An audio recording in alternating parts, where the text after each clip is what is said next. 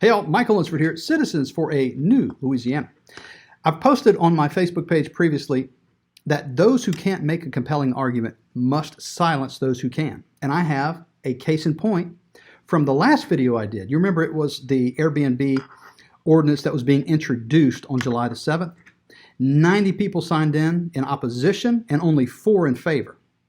Well, what happened? Well, they ignored everybody and they introduced it anyway. The council did unanimously. So what's happened since then? Well, on the 13th, the 4 most compelling witnesses that testified at that council meeting were served papers.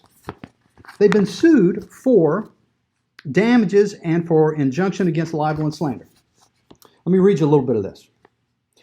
Defendants have made untrue comments to the the Lafayette City Council and have otherwise been disseminating information regarding petitioners' personal and occupational lives that are inaccurate, reputation damaging, and otherwise libelous and slanderous. Well, there's only one problem. All 4 of the testimonies did not refer to anyone else by name.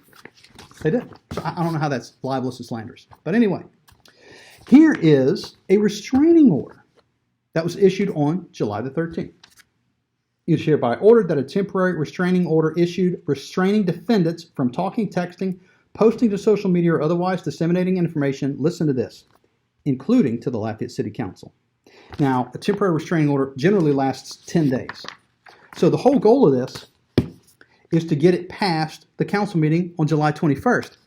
You add 10 days to 13, you get 23. That's the Thursday after the council meeting tomorrow. So if the 4 people show up and testify to the city council about all the reasons why you shouldn't have an Airbnb next door to your house, they will be in contempt of court.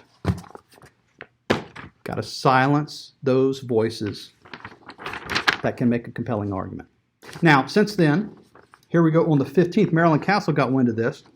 Let me read you her rescission of that order for one of these. This court being advised by Judge Edwards that the order was signed by him as duty judge was signed in error. Further, considering that temporary restraining order relates to prior restraint of free speech and is subject to the utmost scrutiny. 3. Further, considering that this matter should have been presented to the judge of the allotted division and not the duty judge. It is hereby ordered that the temporary restraining order issued on July 13th is hereby rescinded. Now that's for one of the couples. 2 of the people had theirs rescinded. The other one has not been rescinded yet. Not officially. I just got back from the courthouse with all the documents and it's not processed yet if it has been.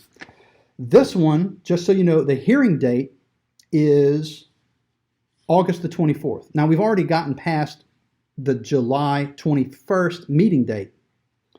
So they'll be silenced and they can't testify. But the hearing date is on August the 24th of the one that has not been rescinded. Lafayette Council to the rescue, y'all. Look at this. Please be advised that the City Council agenda item number 19, short-term rental bed and breakfast ordinance, will be deferred from the July 21st council meeting to the September 1st council meeting for final adoption. What do you think of that? Isn't that awesome? The City Council, although they introduced it, they've at least pushed it back until this hearing can be heard. Now, what's probably going to happen is they're going to rescind that order too. And this is going to be very interesting because, again, the whole point of this was not to sue, but to get the restraining order so they couldn't testify at the council meeting. So stay tuned. We're going to see how this goes, and I'm looking forward to watching. Get your popcorn ready.